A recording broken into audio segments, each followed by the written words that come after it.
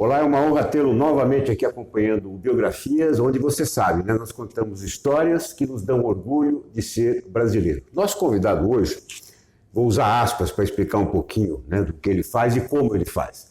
Ele usa certas armas, entre aspas, para vencer batalhas, guerras, né, entre aspas também, no mercado, com duas grandes qualidades.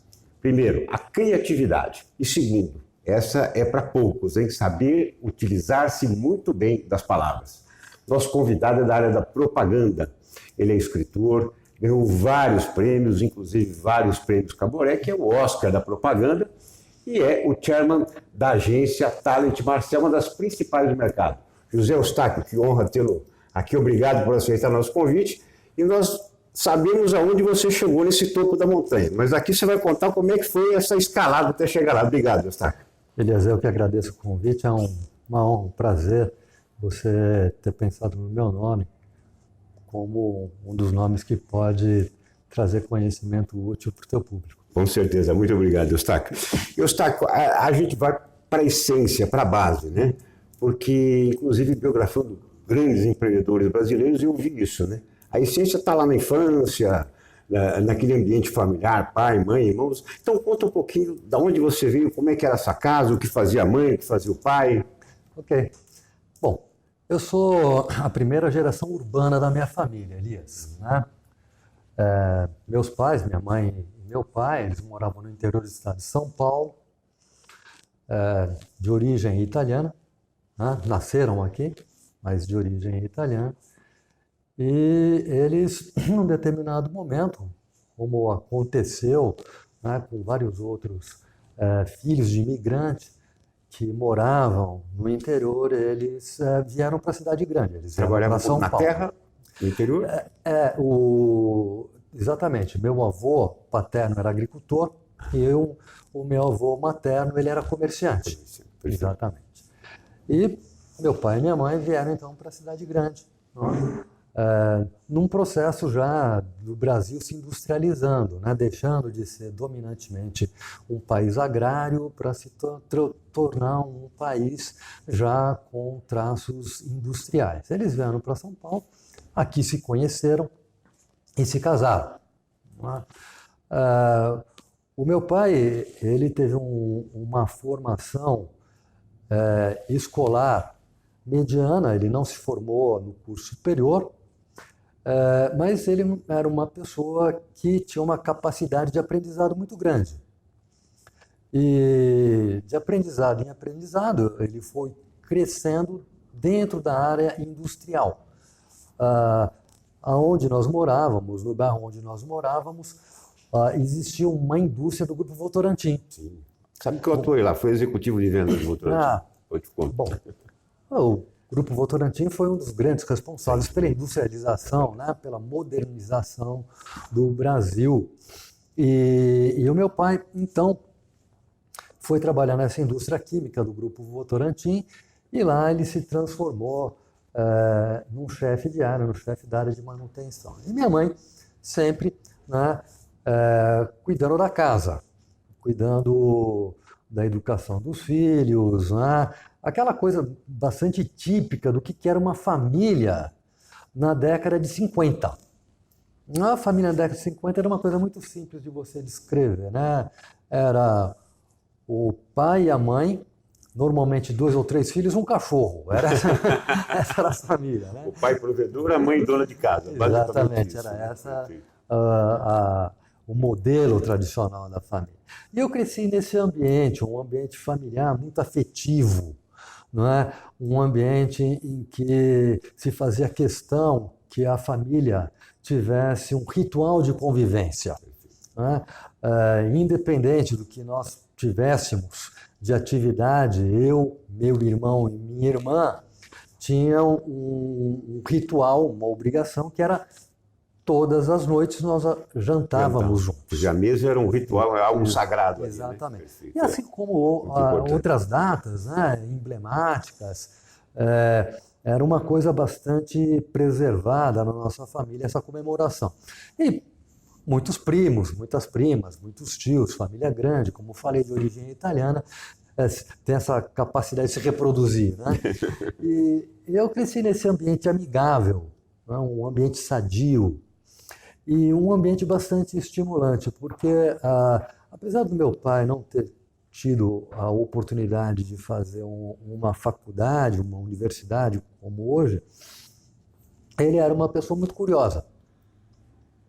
E o Grupo Votorantim, a indústria na qual ele trabalhava, dava a possibilidade de você assinar jornais e revistas. E meu pai assinava o jornal Estado de São Paulo.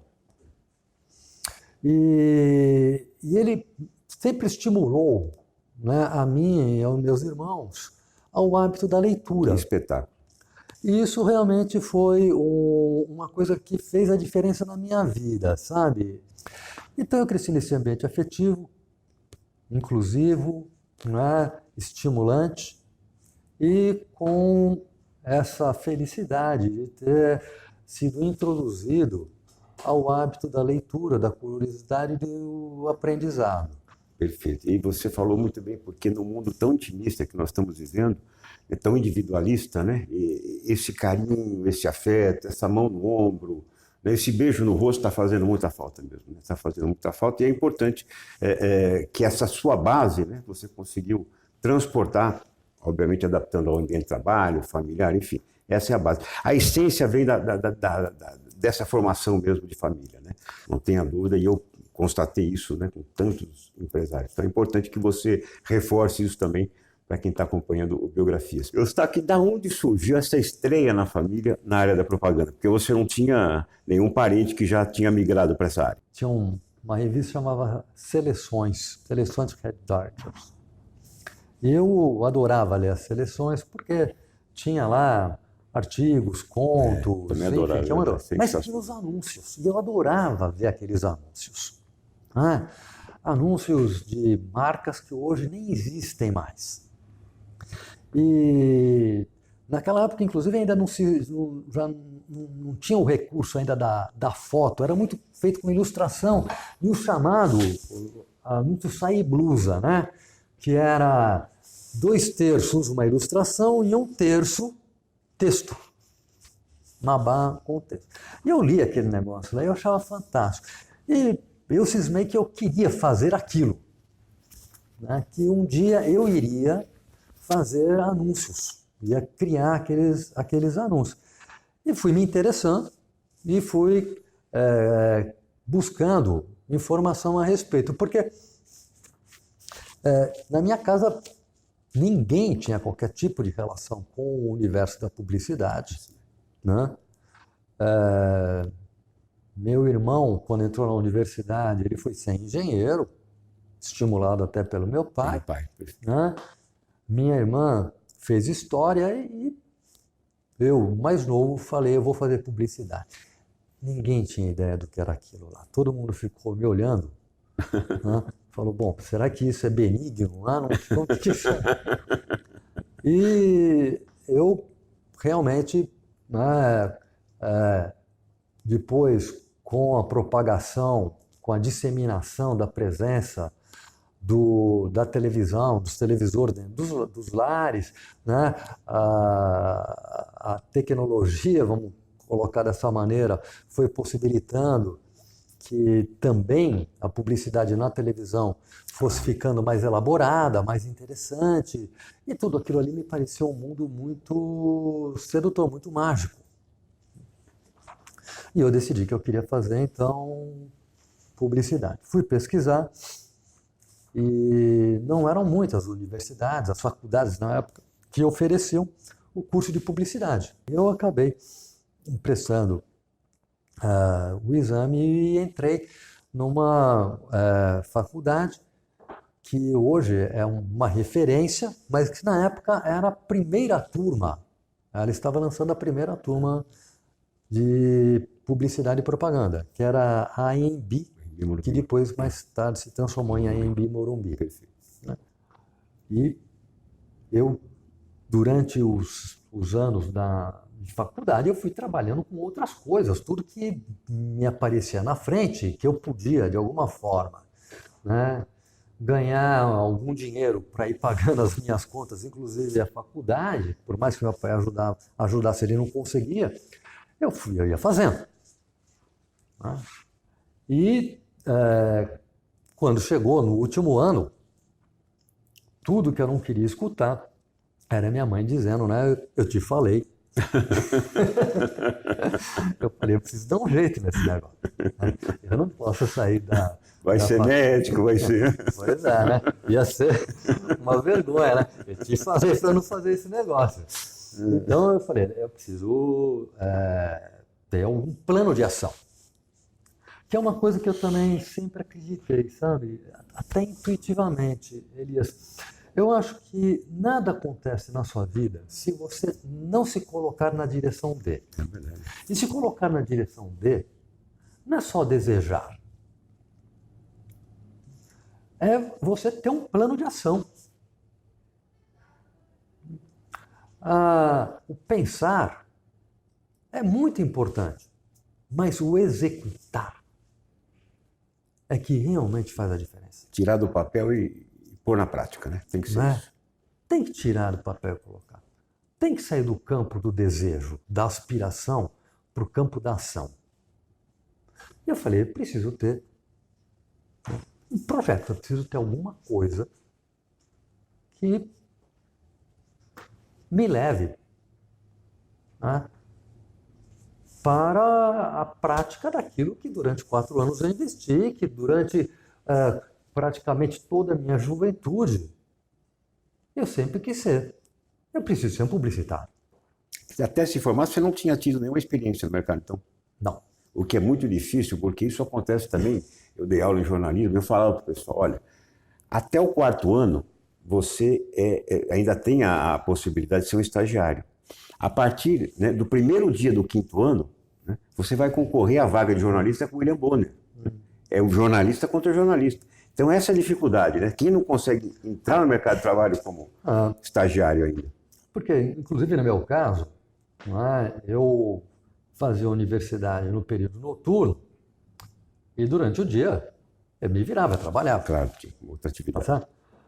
E eu tinha tido a preocupação, eu tinha tomado a providência, né, desde o primeiro ano, de assinar veículos do meio da propaganda. Então eu assinava revistas. Né? Na época já existia a editora referência do Armando Ferrentini, por exemplo, que publicava a revista Propaganda e a revista Marketing. E eu falei, bom, isso aqui é uma fonte para mim de ir ganhando intimidade. Perfeito, perfeito. Conheceu Então, o setor, né? Eu nunca tinha entrado numa agência, mas eu conhecia, né, os grandes nomes dos empreendedores, dos donos de agência, dos criativos, dos planejadores. Enfim, eu falei, bom, o meu projeto vai ser o seguinte, eu vou pegar aqui as 15 maiores agências, né? Naquela época já tinha um ranking, eu vou pegar as 15 maiores agências e eu vou fazer uma mala direta. Dizem que na vida também você precisa ter sorte. Sorte devia fazer parte do teu currículo, né? E eu mandei as cartas assim, até com uma visão tanto quanto ingênua. Mas das 15, uma me respondeu. Uma me respondeu, que era a agência do Renato Castelo Branco e da Schutzer, uma agência chamada CBBA, Castelo Branco, Borges e Associados. Ficava ali na Avenida Rebouças. Estava entre as 15, uma das boas agências. Era a 9ª maior. O Renato tinha sido presidente de uma grande agência americana do Brasil, chamada G. Walter Thompson. Uma mega agência até hoje no mundo todo. Ele havia sido presidente, saiu, empreendeu, junto com a Hilda, que também era oriunda de lá e outras pessoas, e tinha feito a CBBA. E eles me chamaram, uma pessoa da área de RH, na época chamava RH, né? Recursos Humanos, me chamou e falou, olha, recebemos aqui a sua cartinha, nós queremos te oferecer então um estágio. É um estágio de 15 dias. Você concorda? Você topa? Fiquei pensando, pô, quem não tem nada, né? Pô. É tudo que eu preciso. Quando eu estava lá cumprindo meus 15 dias, Elias, um cliente muito importante deles tinha um lançamento para ser feito, que era um inseticida desses aerosóis, o primeiro que não levava solvente, não levava... era a base de água. Portanto, era muito menos agressivo. Então, era um lançamento muito importante, porque era uma grande inovação e de um grande, na época, uma multinacional, né? E eles falaram, pô, nós vamos então desenvolver essa campanha, era uma grande campanha, uma das maiores campanhas na época da agência e tal. E pediram lá, né, os pessoal da área de criação, de mídia, etc., um grupo formado para desenvolver a campanha, pediu para uma das pessoas da área lá de executivos de conta e de planejamento que trouxesse, então, conhecimento sobre essa questão, né, de inseto, combate, inseticida, tal. Isso estava fora da sua área, então, até então? Ou você seria um dos convidados para essa conversa? Eu estava lá como o estagiário. Acompanhando. Né? Na verdade, o estagiário não fazia nada, né? O estagiário era um simples ouvinte. Perfeito. Então, eu saí de lá e falei, olha, quer saber de uma coisa? Amanhã, de manhã, ao invés de vir para a agência, eu vou lá no Instituto de Zoonose da USP. Espetacular, hein? Espetacular. Eu vou aprender sobre esse negócio de inseto e de inseticidas, de combate. E fui, cara. E é interessante, porque, de novo, eu fui ingenuamente, mas é uma coisa que eu descobri. O Brasil está cheio de lugares com conhecimento que ele é franqueado. É só você ir lá. Está te aguardando, né? Está te aguardando. É só você ter a curiosidade e a disposição de ir atrás. Porque eu fui lá e as pessoas do Instituto me receberam. Fiquei lá horas e horas. Me ensinaram, me passaram conteúdo, me deram material. Bom, no período da tarde, Elias, eu era o homem que mais entendia de insetos no Brasil. Se não no Brasil, pelo menos nas agências de propaganda. E quando foi ter a reunião, tá certo? De novo, para minha sorte, a pessoa que tinha que ter ido buscar, que tinha que ter conseguido, não sei se ele tinha muitas outras coisas para fazer, ele não trouxe. Ai, meu Deus. Aí o estagiário que está lá para ficar quieto levanta o dedo na reunião. Meu Deus do céu. Exatamente. Nesse momento, eu falei, olha, eu sei algumas coisas, porque eu fui... Bom,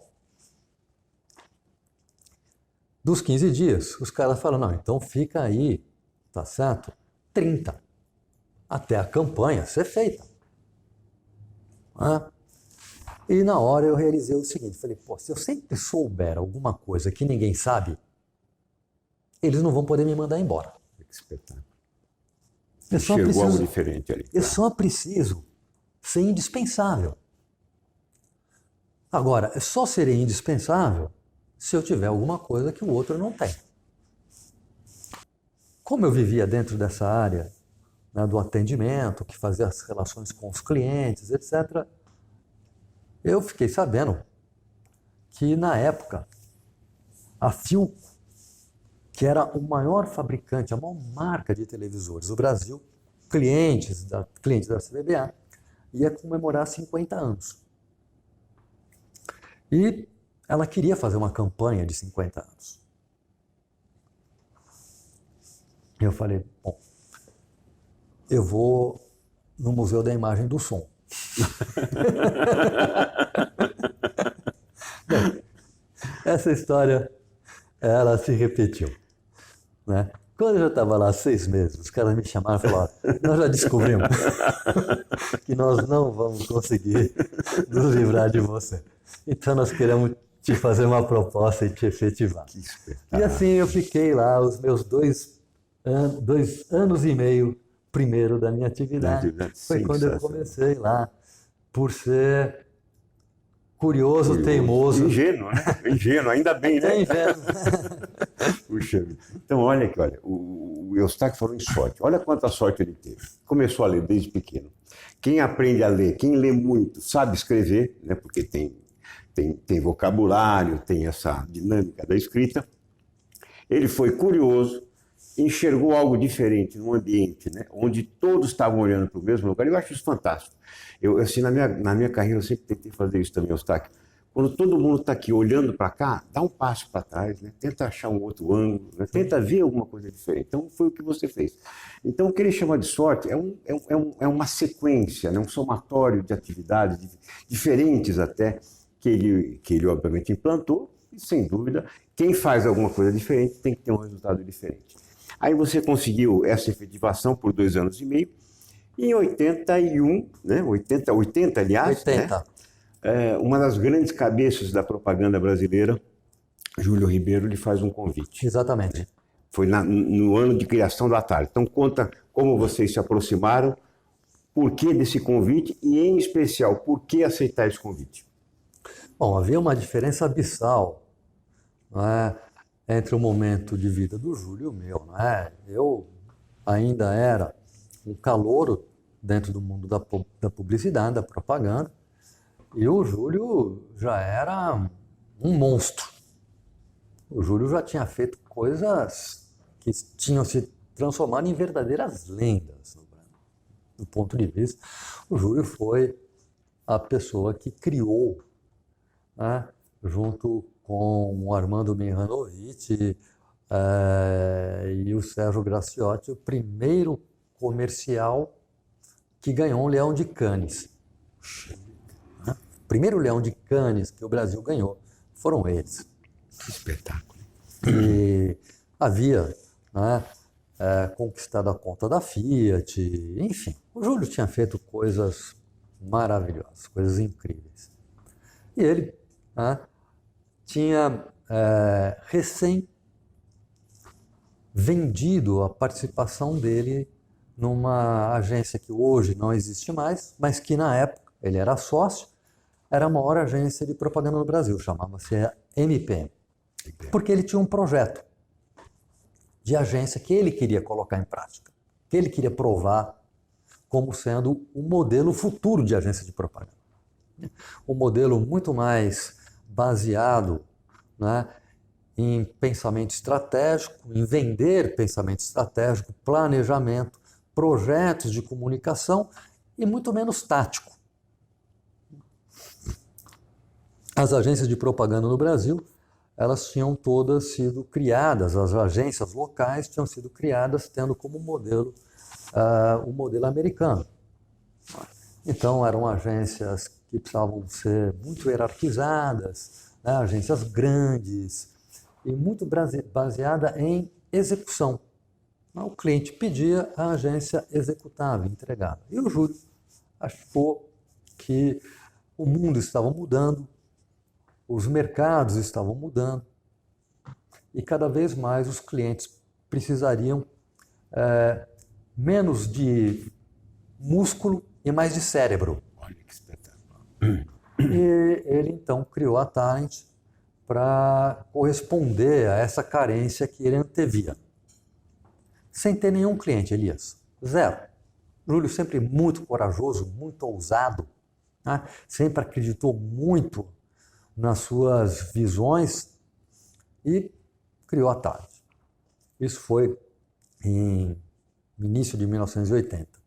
O Júlio, de fato, abriu sem ter nenhum cliente E acabou sendo recomendado por um outro publicitário, amigo, o Roberto Dualib.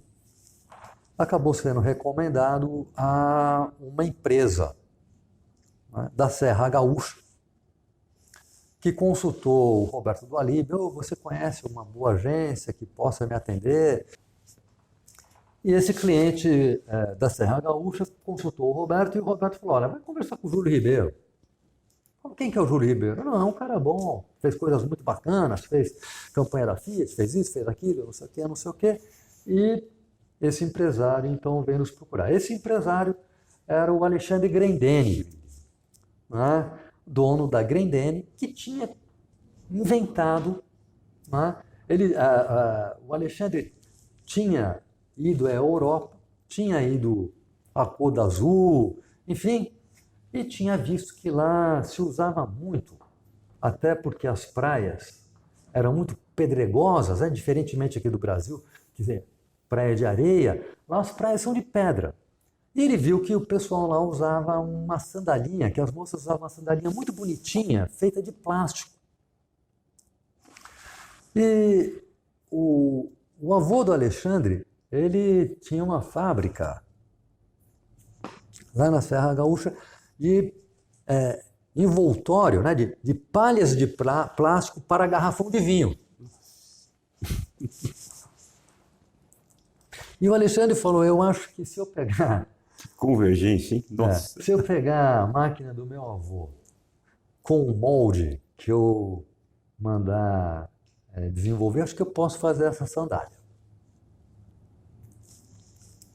O empreendedor, né? A visão do empreendedor, que olha para o garrafão de plástico, para a sandalinha que ele viu no pé das moças no Côte d'Azur, e junta as coisas e fala: bom, eu acho que pode dar match.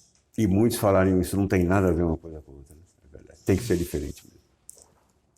E o Alexandre, então, aquela região ali também da Serra Gaúcha tem bastante indústria calçadista, né? E ele pegou e encomendou um molde e fez essa sandalinha, que a aparência dela era com diversas tiras e se chamava Aranha, né? E ele batizou, deu um nome, criou uma marca chamada Melissa. O produto já tinha ido para as lojas, mas não tinha estourado, vamos colocar dessa forma. E tinha vendido bem, mas não era uma marca, né? Então o Júlio falou: olha, Alexandre, eu concordo, mas eu quero estudar para ver como fazer esse negócio. E o Júlio estudou, fez uma proposta que foi de: vamos vender, né, exatamente a origem desse produto, né? Vamos vender a Melissa como a tradução de uma moda europeia. Aí o Júlio sentiu a necessidade de ter um pouco mais de estrutura, porque na época era ele e ele. E ele consultou uma pessoa que também me conhecia, amigos comuns, e falou: estou precisando de alguém, início de carreira, não posso pagar muito ainda, mas queria alguém, né, que tivesse já uma cultura, né, mais estratégica, de uso da comunicação, de um jeito que agregue valores de forma mais consistente. Bom, ele falou: pô, eu conheço, né? Tem o Zé Ostar, que trabalha lá na agência do Renato, etc., falou de mim. E o Júlio, então, pediu meu telefone e ligou para mim. Eu nunca tinha ouvido falar do Júlio, estava muito feliz lá na CBDA, pô, só crescia, né? Achava que o meu futuro estava na CBDA, e a nona maior agência do Brasil, enfim. O Júlio ligou, eu falei: olha, Júlio, ok, vamos falar, mas eu estou saindo de férias Ah, vou tirar férias, quando eu voltar a gente fala de novo. A ingenuidade é uma coisa. E a sorte também, porque eu fui, passei minhas férias, voltei. E não é que o Júlio tinha anotado lá e alguns dias depois do meu retorno ele ligou. O teu Falou, perfil encantou ele, então. e aí, vamos falar? Vamos. E fui. A CBBA ficava na Avenida Rebouças, eram 6 casas, uma ao lado da outra, todas pintadas da mesma cor, cor-de-rosa. Então era um escândalo do ponto de vista, não é? Visual, grande, poderoso.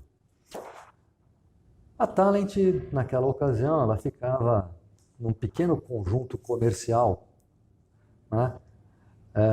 No segundo andar de um predinho ali em cima do açougue do Wessel. Quando eu cheguei lá, eu falei, meu Deus do céu, isso aqui não vai dar certo, né?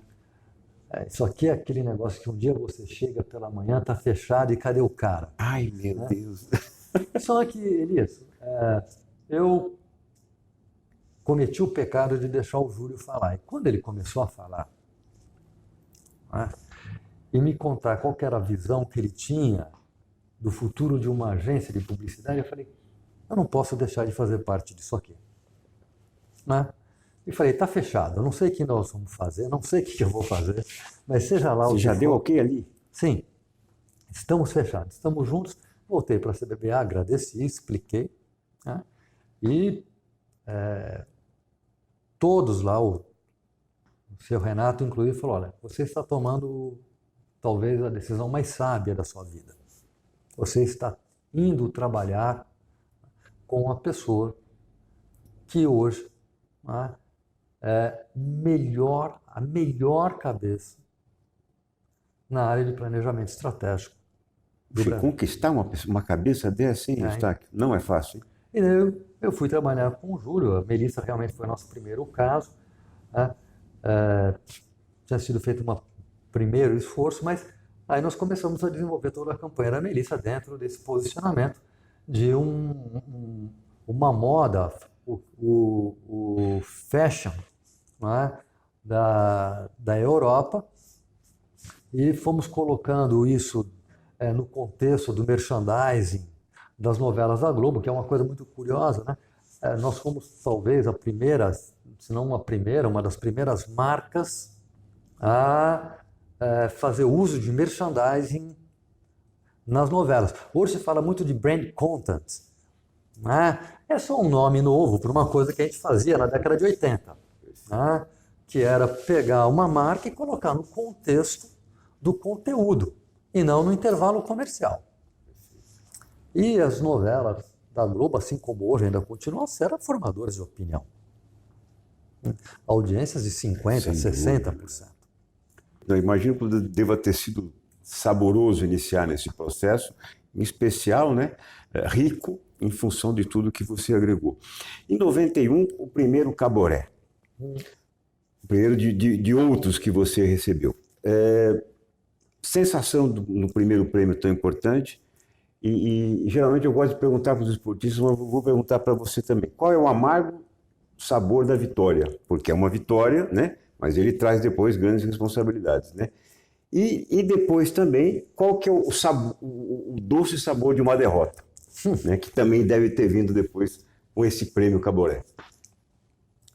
Bom, Elias, o prêmio Caboré ele é um prêmio muito interessante, né? Porque você não se candidata.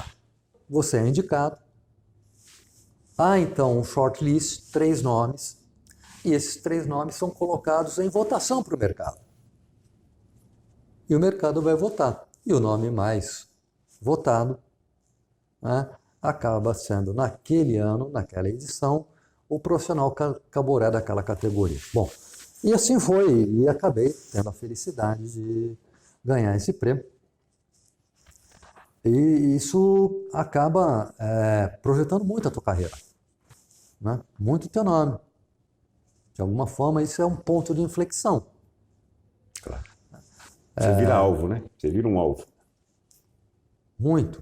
Aí você passa a ser um profissional visado por outras agências, o mercado, não é que o mercado é leviano, mas ele te coloca num outro nível do ponto de vista, né, da percepção que ele tem em relação a você. Os clientes ficam muito felizes que você tenha a tua própria equipe da agência, enfim. Isso acaba sendo uma vitamina na tua trajetória profissional. Só que também tem o seguinte, né, como você falou, você celebra na noite, no dia seguinte você recebe um monte de parabéns, você fica uma semana de ressaca, não é verdade? E depois a vida volta ao normal. Na semana seguinte você sabe que você precisa continuar matando um leão por dia. Que você precisa continuar a fazer valer aquele prêmio que você recebeu e se qualificando se você quiser continuar a ser reconhecido. E, assim, as derrotas que realmente eu mais senti não foram derrotas no nível pessoal, sabe? Foi no nível da agência. Eu sempre tive uma relação com os clientes da agência que não se limita ao aspecto da relação comercial. Alguém compra o serviço, você presta o serviço, faz da melhor maneira possível, recebe o preço justo por isso. Eu acho que as relações não se sustentam se for só assim. Você precisa gostar do cliente. Você precisa gostar da empresa. Você precisa ter carinho pela empresa. Hoje se fala muito em dor de dono, mas você precisa se considerar dono daquela empresa e daquela marca. O gosto amargo, né, da derrota sempre foi quando, por alguma razão, um cliente nos deixou. Perfeito. Eu acho que você está certo, é outro aprendizado que você passa para o nosso, para aquele que nos acompanha aqui em Biografias, porque a gente tem que sentir mesmo, né? A gente tem que vibrar, né, com a conquista e tem que sentir mesmo, né, a derrota e tem que ver onde eu errei, o que eu posso fazer de diferente, né? Uma opção você tem que respeitar, mas o que eu posso fazer de diferente a partir desse momento. É muito importante isso que você traz, porque efetivamente a conquista de um prêmio não é por acaso, ainda mais um prêmio espontâneo como é o Caboré, e principalmente você que busca essa premiação, esse ponto, alcançou, volta logo para a realidade, né? Porque você vai ser cobrado pelo segundo e você vai ter que se autocobrar para continuar, né, em busca desse segundo prêmio. Você não pode realmente... você está naquele momento, né, o vencedor, o campeão. Mas olha, uma cabeça tão brilhante, né, um homem tão oxigenado como José Eustáquio, pensa da seguinte forma, vou ler uma frase dele aqui: pensar simples, falar simples, ter ideias simples, demanda uma inteligência aguda e segurança no que se tem a dizer. Está aí, um homem tão sofisticado, né, tão oxigenado, tão culto, pensa e age de uma forma simples.